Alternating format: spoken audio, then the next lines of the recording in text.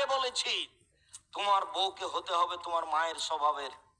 150 চাল রান্না করবা না কখনো ভুলেও। কতদিন বললাম, তোমার মা 3 কেজি চাল রান্না করতো, ঢেঁকিতে ধান ভেঙে গরু ছাগলে খেত, মেহমানে খেত, ছেলে মেয়ে খেত।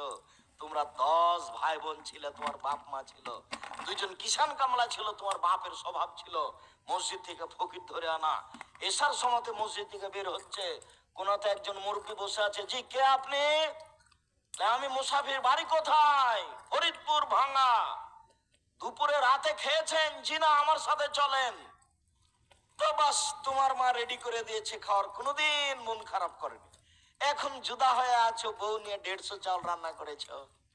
তখন মুসাফির নিয়ে বাড়ি গেছো বাপের স্বভাবে, তখন বউ ঝাঁকি, বুঝো না তুমি 150 চাল রান্না করেছো? অসুবিধা, তোমার মেহমান নিয়ে চলে এসেছো, মেহমান বাইরে খাওয়াই নিয়ে আসতে পারোনি। এখন পরের দিন তুমি দেখতে পাচ্ছ ওই যে একটা লোক বসে আছে, চুপচাপ চলে যাচ্ছ, কিছু বলতে পারো না, ধাক্কা খেয়েছো কালকে যে।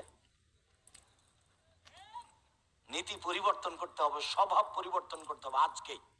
স্বভাব পরিবর্তন করতে হবে তোমাকে, তোমার বউকে। আমি তোমার বউকে তালাক দিতে বলিনি, তবে যদি স্বভাব পরিবর্তন না করে বউ তালাক দিতে হবে, কথাই ঠিক। 150 চাউল রান্না করতে হবে না, 1/2 কেজি 1 কেজি 3 কেজি চাউল রান্না করতে হবে। ছেলে মেয়ে খাবে, তোমরা খাবা, পশু প্রাণী খাবে, গরুতে খাবে রাতে। তবুও তুমি অল্প চাউল রান্না করবে না, মানুষজন খাবে, মেহমান খাবে, ফকির মিসকিন খাবে। 3 দিন যদি বাড়িতে ফকির না আসে, তাহলে স্বামী স্ত্রী বলা বলি করবে, কি ব্যাপার, উপরে উলুট পালট হয়ে গেছে নাকি? ফকির নাই কেন, মিসকিন নাই কেন, মানুষ নাই কেন, মেহমান নাই কেন? মনটা বড় রাখিও, কয়দিন বের বয়স শেষ। বাপ চলে গেছে, দাদা চলে গেছে, দাদি চলে গেছে, আমিও চলে যাব, সময় শেষ। মেহমানকে খাওয়াইয়ে যাও, ফকির মিসকিনকে খাওয়াও, 1 কাজে 3 নেকি।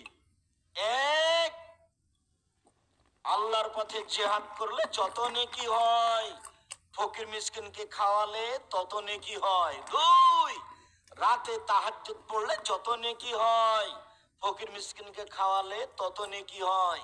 3, নিয়মিত বৃহস্পতিবার, সোমবার, প্রতি মাসে 3 দিন, আরাফার দিন, মুহররমের দিন, এইসব দিনে রোজা থাকলে যত নেকি হয়, ফকির মিসকিনকে খাওয়ালে তত নেকি হয়।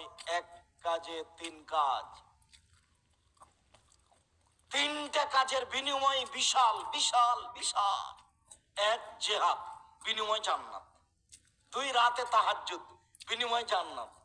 3, কি বললাম, নফল সিয়াম, বিনিময় জান্নাত। এই 3টার সমন্বয়ে 1 কাজ, কি বলেন তো? ফকির মিসকিনকে খাওয়া। ভালোই বুঝতে পেরেছে, 3টার সমন্বয়ে 1 কাজ, একটাতে 3 কাজ।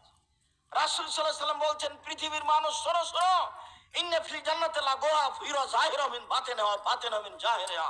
জান্নাতে কতগুলি দামি দামি ঘর আছে, এত দামি ঘর, উন্নত মানের পদার্থ, বাহির থেকে ভিতর দেখা যায়, ভিতর থেকে বাহির দেখা যায়, খালি টক টক টক টক করছে, ঝকঝক করছেন।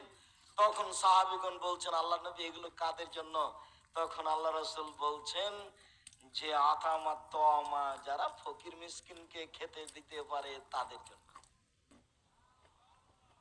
যদিচ ওখানে আরো একটা কথা আছে, রাতে মানুষ যখন ঘুমায় তাহাজ্জুদ পড়ে যারা, তাদের জন্য। আর একটা বলেছেন নফল সিয়াম পালন করে যারা, তাদের জন্য। আর একটা বলেছেন মুখের ভাষা নরম যার, তাদের জন্য। সম্মানিত